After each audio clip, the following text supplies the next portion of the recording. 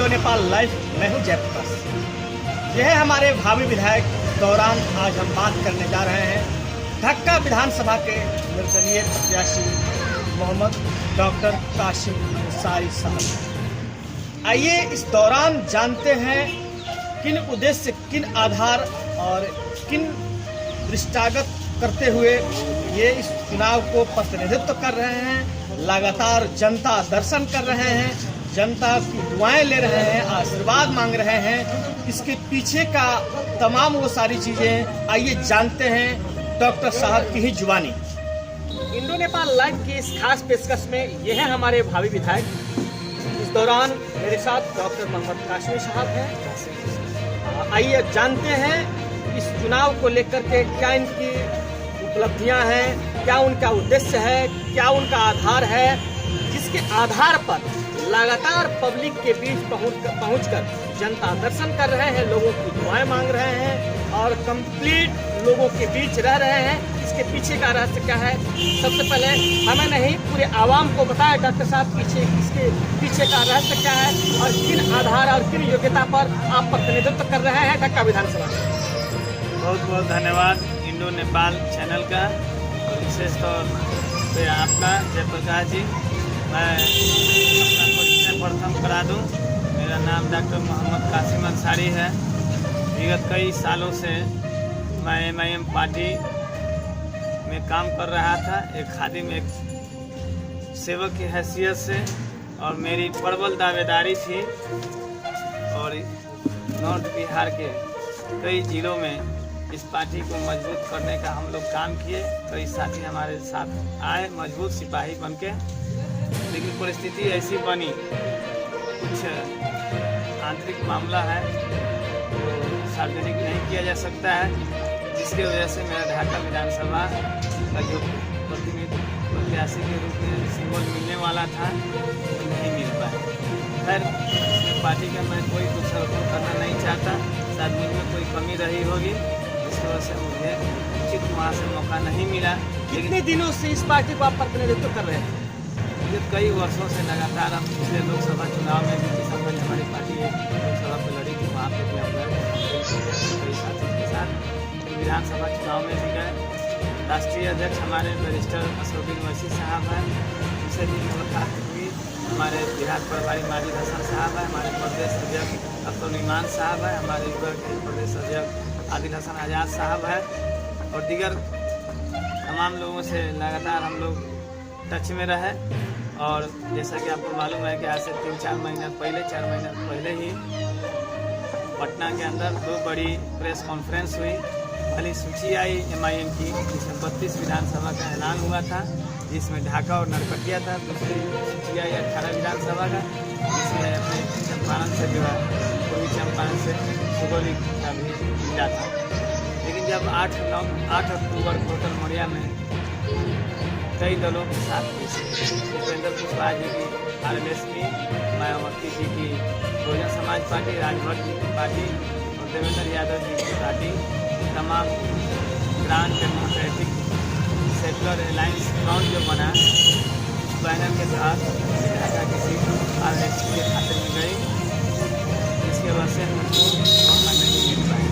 लेकिन जितने भी MIM थे और मेरे भी जितने समर्थक थे, जितने भी कार्यकर्ता हैं, सबके विशेष आग्रह पे हमने निर्दलीय चुनाव लड़ने का निर्णय लिया।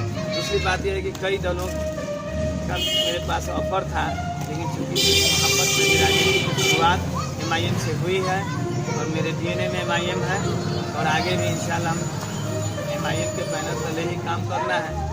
हम लोगों ने ये निर्णय लिया है कि निर्दलीय प्रत्याशी के रूप में चुनाव मैदान में है। लोकतंत्र की खूबी है, सबको लड़ने की आज़ादी है। निर्दलीय चुनाव की हैसियत से हम चुनाव लड़ेंगे, जीतेंगे इंशाल्लाह और हैदराबाद की सर्टिफिकेट को ले जाके MIM के हवाले करेंगे। कहीं न कहीं पार्टी के शीर्षस्थ नेताओं के द्वारा आपको दरकिनार कर दी गई टिकट से, सिंबल से, तो क्या कुछ कसक, कुछ परेशानियां भी हैं आपको? क्या लगता है कुछ शीर्ष नेताओं से आपका शिकवा गिला भी है क्या? नहीं, शीर्ष नेतृत्व से कोई गिला शिकवा नहीं है। गिला शिकवा जिससे मोहब्बत होती है, उससे गिला शिकवा नहीं होता। गठबंधन की मजबूरी रही होगी, शीर्ष नेतृत्व के सामने भी कई तरह की परिस्थितियाँ थी, प्रेशर था। शीर्ष नेतृत्व जो है कार्यकर्ताओं का जो है भी ध्यान रखना चाहिए था। शीर्ष नेतृत्व ने शायद कार्यकर्ता के ऊपर जो है गठबंधन को तरजीह दिया होगा, यही मुझको लगता है। कोई फिर तमाम हम उन मुद्दों पे आ रहे हैं कि आखिर पार्टी ने आपको सिंबल नहीं दिया, पार्टी से आपकी मोहब्बत है, और अपने ये तमाम सारी चीजें बताई कि लगातार कई दशक से पार्टी के एक सजग सिपाही के रूप में लगातार आप काम करते आ रहे हैं। तो फिर आखिर इन चीजों के बावजूद भी आपने पब्लिक डोमेन में आया और जो प्रतिनिधित्व कर रहे हैं, तो कहीं न कहीं पब्लिक से जो भी आपके आपसी संबंध और सौहार्द जो कायम है, उसके लिए क्या कहना है और किन परिस्थितियों में आपने निर्दलीय प्रतिनिधित्व करने का घोषणा किया और लगातार पब्लिक डोमेन में पहुंच रहे हैं? आपको पहले ही बता दिया कि हम जितने अपने लोग थे, कार्यकर्ता थे, विशेष तौर पे सबों से लगातार सिंबल जब राजस्थी के रामकुमार सिन्हा जी को मिल गया 9 अक्टूबर को, तो मैं 12 तक, 13 तक, 14 तक, 15 और 16 तक इंतजार किया। इस बीच में हमारे गठबंधन का सिंबल जिनको मिला था, 12 को एक कॉल आया कि कहाँ है डॉक्टर साहब, बोले पटना में है, तो मिलना था, नीति रणनीति पर चर्चा हो जाएगी। इस बीच में रोड शो उन्होंने किया, लेकिन घटक की हैसियत से MIM के हम सिपाही थे, MIM के किसी सिपाही को नहीं पूछा गया, उनको भी नहीं वहाँ पर दिया गया। 16 अक्टूबर को उनका नामांकन भी संपन्न हो गया, लेकिन 16 तक उन्होंने नामांकन का निमंत्रण नहीं दिया।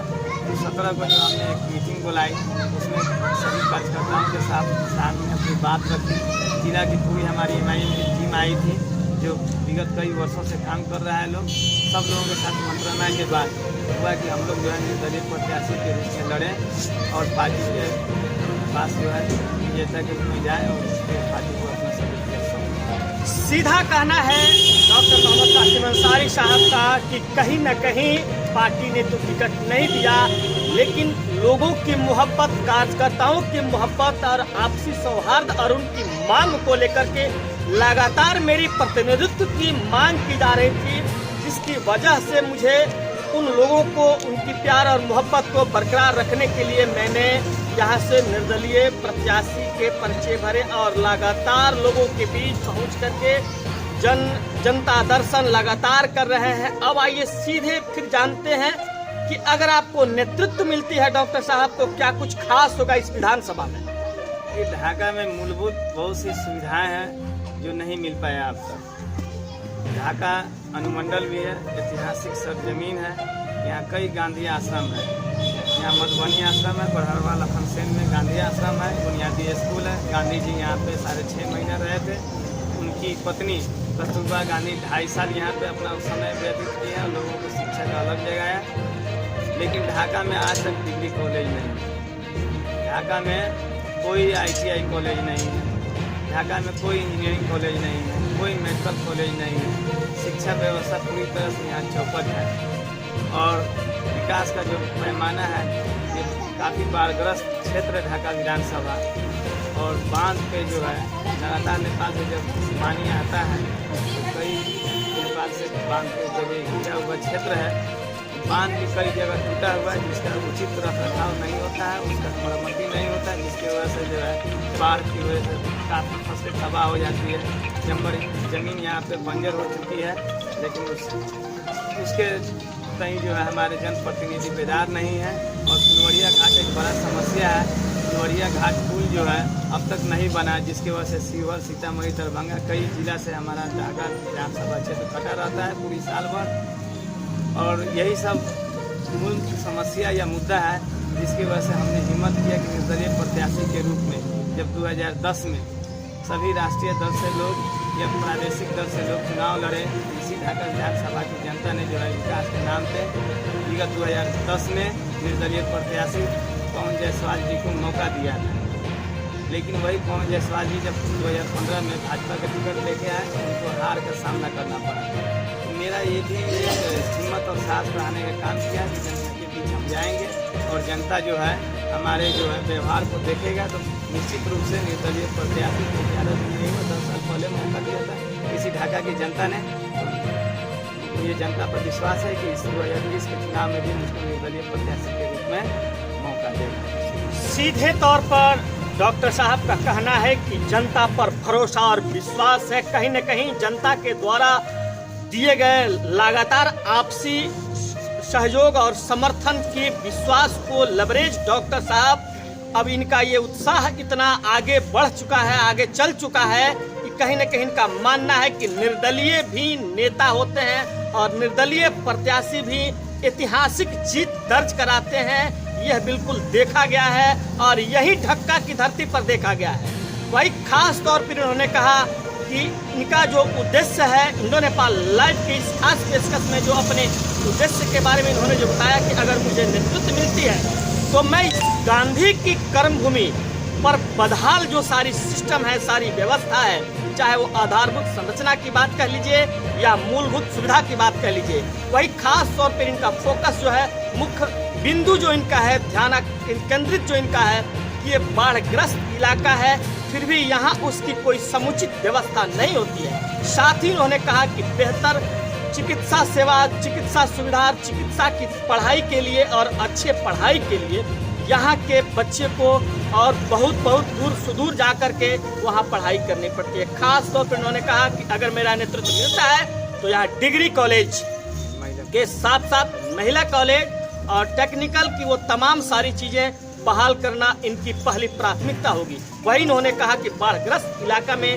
जो समस्याएं हैं उस पर भी हम पूरी फोकस करेंगे और जो मूलभूत सुविधा में जो अभाव थी, जो कमियां हैं, जो दिख रहा है धरातल पर, वो तमाम सारी चीज़ों को मैं पूरा करके निर्दलीय प्रत्याशी के रूप में यहाँ का नेतृत्व कर यहाँ के लोगों को बताऊंगा कि एक डॉक्टर कासिम ने जो करके दिखाया है वो बिल्कुल ऐतिहासिक अविस्मरणीय होगा।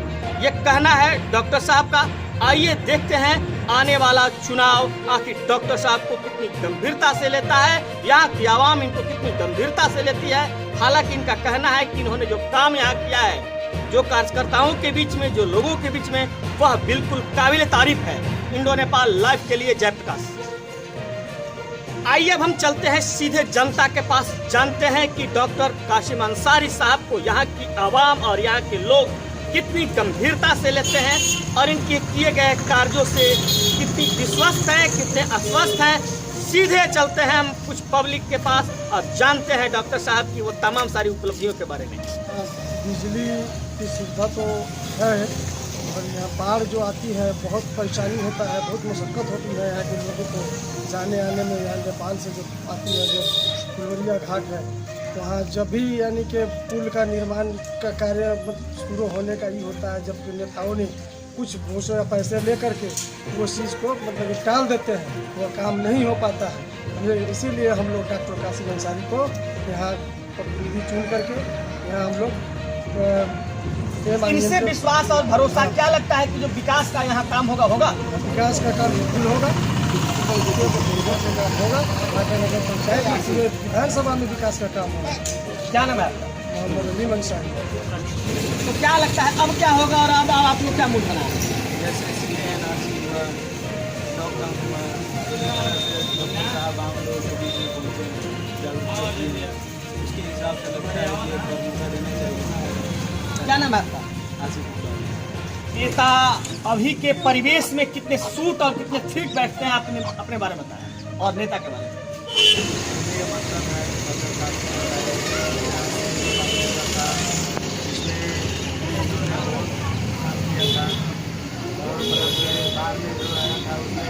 कैंप लगाया हुआ था, दवा हुआ था और ये बहुत काम किए हुए हैं। बाहर में आया हुआ था तो दवा हुआ, कंबल वम्बल ये सब लाने हुआ था। विधायक के लिए ये प्रतिनिधित्व कर रहे हैं, उसमें कितने ठीक बैठेंगे डॉक्टर साहब तो बहुत ठीक है। इसको तो पूरा आम जितने पब्लिक है इसको डॉक्टर साहब को चाह रहे हैं, ठीक है। और तो पहली मतलब आए हैं तो इनको मिलना चाहिए। ये निर्दलीय पार्टी से खड़ा इनको टिकट मिला नहीं है पार्टी की तरफ से, तो इसीलिए हम लोग मुंड बनाया है डॉक्टर साहब को कि इस बार। क्या नाम है आपका? डॉक्टर साहब यहाँ एक चिकित्सक हैं, प्रतिष्ठित चिकित्सक हैं, तो कहीं न कहीं चिकित्सा सेवा में एक बहुत बड़ा इनका योगदान रहा है इस क्षेत्र में, लेकिन कहीं ना कहीं उन चीज़ों को शायद दरकिनार करके अब लगातार जन सेवा में, जन भावना में और लोगों के बीच समाजसेवी संगठनों के माध्यम से लोगों की सेवाएं कर रहे हैं। तो आप उनके पिताजी हैं, क्या लगता है क्या होना चाहिए, और डॉक्टर साहब के कार्य प्रणाली से आप कितनी संतुष्ट हैं और अपने आप को क्या अनुभव कर रहे हैं? चिकित्सक तो है ही है, यहाँ हॉस्पिटल भी है, इधर हॉस्पिटल भी चलाते हैं और इनके भावना में है। उनका भावना ये है कि भाई हम सामाजिक कार्यकर्ता भी बने, काज करें, जैसे कि उन्होंने ढाका में करके दिखाया। NRC में 3 महीना के लगभग चला, वो अपने बल तक सेकेंड शाहीनबाग का खिताब दिया गया था। और समाज जितने भी मरीज आते हैं, गरीब गुरबा आते हैं, सबके लिए फ्री सारा काम करते हैं। मतलब आप इनके काम से कितनी संतुष्ट और कैसा आपको अनुभव होता है, कैसा आपको फील होता है? होना चाहिए, हम संतुष्ट हैं इनसे कि समाज का काम भी होना चाहिए और आने वाला वक्त की तैयारी कर रहे हैं और बेहतर है। और हमने इस चीज़ को देखा है कि जब पटना से आए, 55 सम्मेलन यहाँ पर आए, सभी लोगों ने कहा डॉक्टर साहब इतना मेहनत करते हैं तो आप इलेक्शन भी लड़ना चाहिए, जब टिकट नहीं दिया तो आप इंडिपेंडेंट आ जाए। यानी पूरी तरह लोगों की मांग है डॉक्टर साहब यहाँ। जी, ऐसा तो देखा गया है। तो सभी लोगों ने एक लक्ष्य